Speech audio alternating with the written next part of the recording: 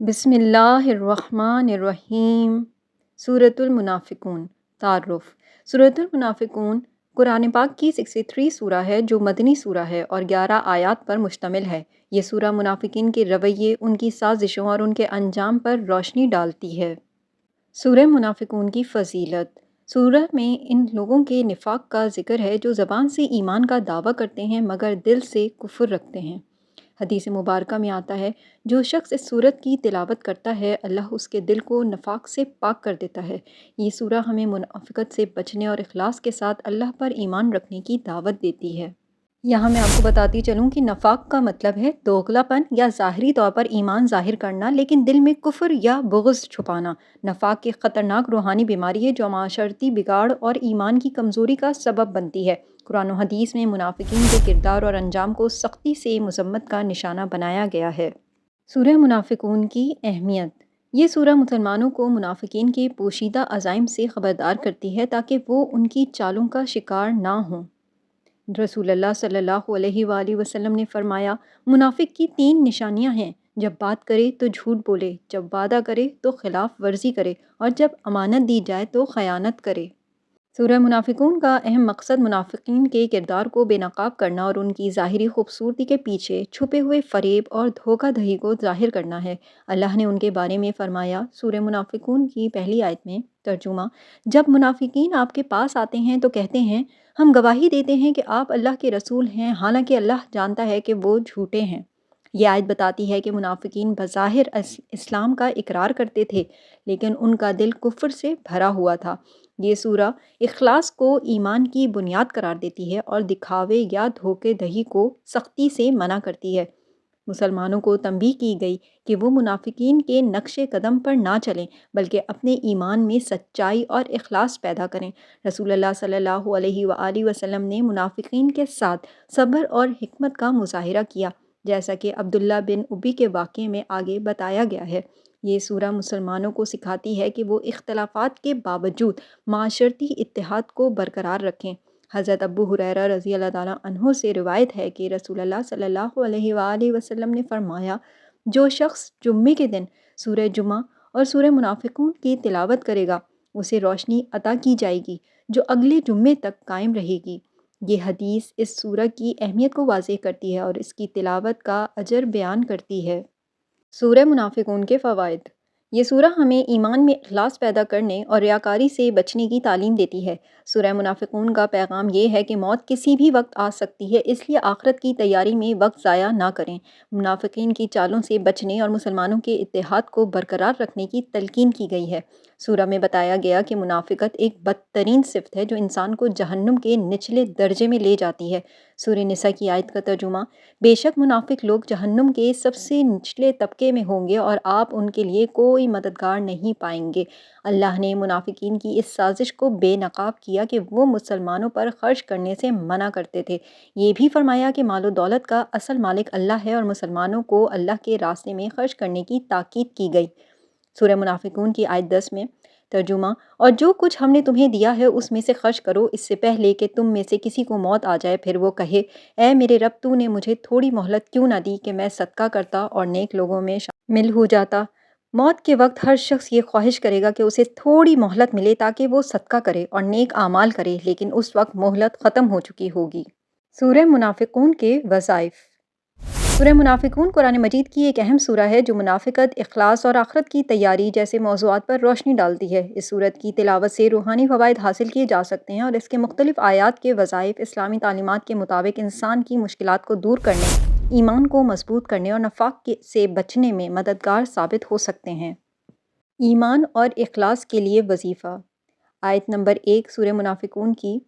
یہ آیت روزانہ فجر کے بعد 7 مرتبہ پڑھیں۔ اللہ سے دعا کریں کہ وہ آپ کے دل کو منافقت، ریاکاری اور دھوکہ دہی سے پاک کر دے۔ یہ آیت ایمان کو مضبوط کرنے، دل کو پاک کرنے اور عمل میں اخلاص پیدا کرنے میں مددگار ہے۔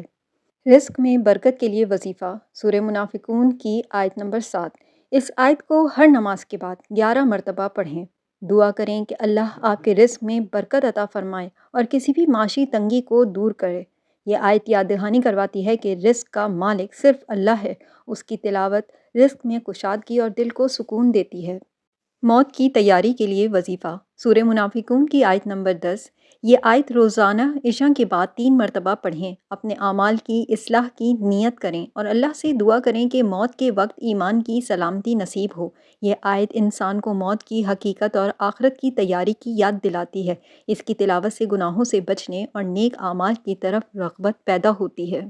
دشمنوں کی سازش سے بچنے کے لیے وظیفہ۔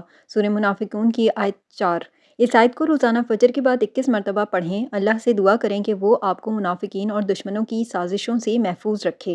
یہ آیت ان لوگوں کے خلاف تحفظ فراہم کرتی ہے جو ظاہری طور پر دوست لیکن باطنی طور پر دشمن ہیں۔ جمعے کے دن سورہ منافقون کی تلاوت کا وظیفہ۔ حضرت ابو ہریرہ رضی اللہ تعالیٰ عنہ سے روایت ہے کہ رسول اللہ صلی اللہ علیہ وآلہ وسلم نے فرمایا، جو شخص جمعے کے دن سورہ جمعہ اور سورہ منافقون کی تلاوت کرے گا اسے روشنی عطا کی جائے گی جو اگلے جمعے تک قائم رہے گی۔ جمعے کے دن نماز جمعہ سے پہلے سورہ منافقون کی تلاوت کریں، اس کے بعد اللہ سے دعا کریں کہ وہ آپ کے ایمان کو مضبوط کرے اور آپ کو نفاق سے بچائے۔ یہ عمل دل کو روحانی روشنی عطا کرتا ہے اور پورے ہفتے ایمان کی تجدید میں مددگار ہوتا ہے۔ گھریلو سکون کے لیے وظیفہ۔ سورہ منافقون کی آیت 7۔ اس آیت کو روزانہ عصر کے بعد 9 مرتبہ پڑھیں، اللہ سے دعا کریں کہ وہ آپ کے گھر کو برکت اور سکون عطا کرے اور اختلافات کو ختم کرے۔ یہ آیت دلوں میں محبت اور گھریلو معاملات میں سکون پیدا کرنے میں مددگار ہے۔ وظائف کے کتابی حوالہ جات درج ذیل ہیں۔ پہلی تفسیر ابن کثیر، دوسری معارف القرآن، تیسری صحیح بخاری اور صحیح مسلم اور چوتھی حسن المسلم۔ ان ساری کتابوں سے یہ وظائف اکٹھے کیے گئے ہیں آپ لوگوں کے لیے۔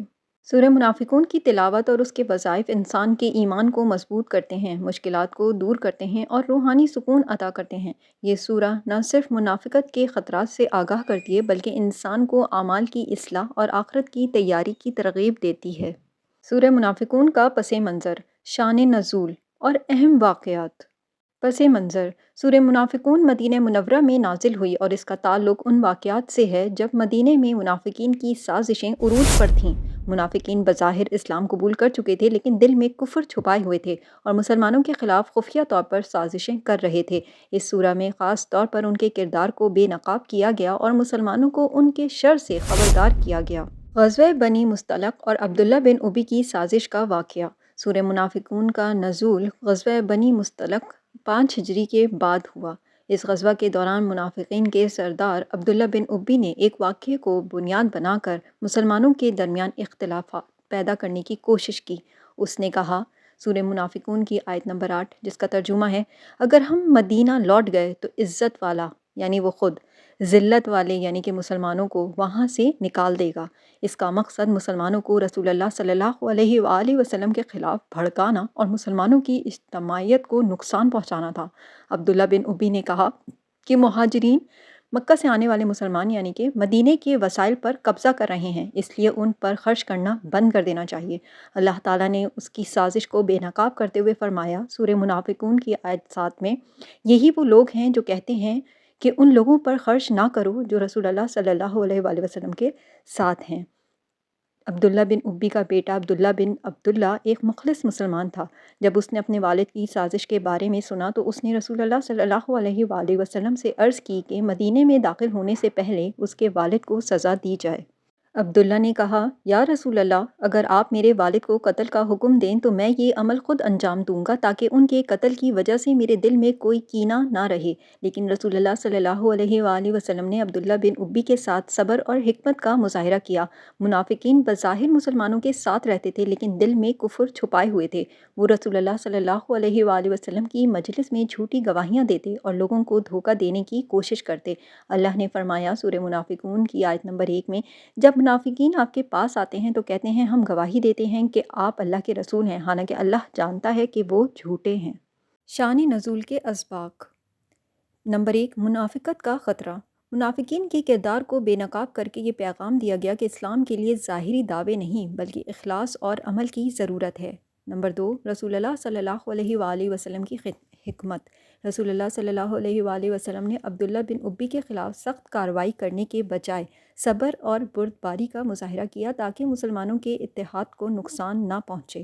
نمبر 3، مال و دولت کی حقیقت۔ منافقین نے مسلمانوں پر مال خرچ نہ کرنے کی سازش کی لیکن اللہ نے واضح کیا کہ اصل عزت اور رزق اللہ کے اختیار میں ہے۔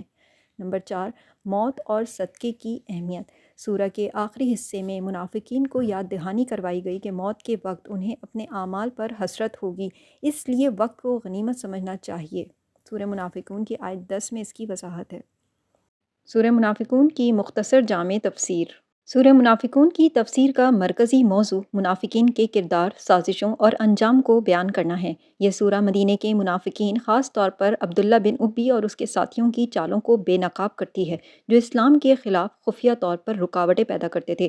سورہ میں بتایا گیا کہ منافقین ظاہری طور پر ایمان کا اظہار کرتے ہیں، لیکن ان کے دل کفر سے بھرے ہوتے ہیں۔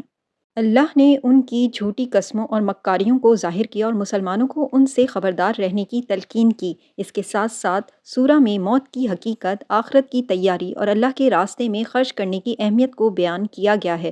یہ سورہ ایمان، اخلاص اور اتحاد کی تعلیم دیتی ہے اور انسان کو نفاق جیسی خطرناک بیماری سے بچنے کی ترغیب دیتی ہے۔ اگر یہ ویڈیو پسند آئی ہے تو اسے لائک کیجئے، کامنٹ کیجئے، شیئر کیجئے۔ چینل اگر ابھی تک سبسکرائب نہیں کیا ہے تو پلیز سبسکرائب اٹ۔ جزاک اللہ۔